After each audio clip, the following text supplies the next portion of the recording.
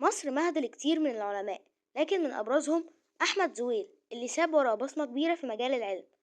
أنا حمزة هاني ومعاكم النهاردة في كتاب اتش عشان نعرف أكتر عن العالم أحمد زويل. اتولد أحمد حسن زويل يوم 26 فبراير سنة 1946 في مدينة دمنهور محافظة البحيرة. ولما كان عنده 4 سنين انتقل مع أسرته لمدينة دسوق محافظة كفر الشيخ، وهناك كبر وتعلم تعليمه الأساسي والثانوي. دخل كلية العلوم في جامعة الإسكندرية بعد ما خلص الثانوية العامة، وخد بكالوريوس العلوم بامتياز مع مرتبة الشرف سنة 1967 في الكيمياء. وبعد ما خلص الجامعة بدأ طريقه في البحث العلمي وسافر أمريكا في منحة دراسية، وهناك خد الدكتوراه من جامعة بنسلفانيا في علوم الليزر.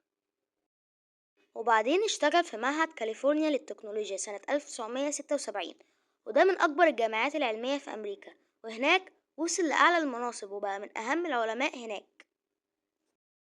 وفي يوم 21 أكتوبر سنة 1999 حصل أحمد زويل على جائزة نوبل في الكيمياء عن اختراعه كاميرا بتحلل الطيف بسرعة الفيمتو ثانية، واللي استخدمها في دراسة التفاعلات الكيميائية، وبكده بقى أول عالم مصري وعربي ياخد جائزة نوبل في الكيمياء. توفى سنة 2016 بعد مسيرة علمية عظيمة خلدت اسمه في تاريخ العلماء. وبس كده، أشوفكم الحلقة الجاية إن شاء الله من كتاب اتش. لو عجبتكم الحلقة متنسوش تعملوا لايك وسبسكرايب وشير. سلام.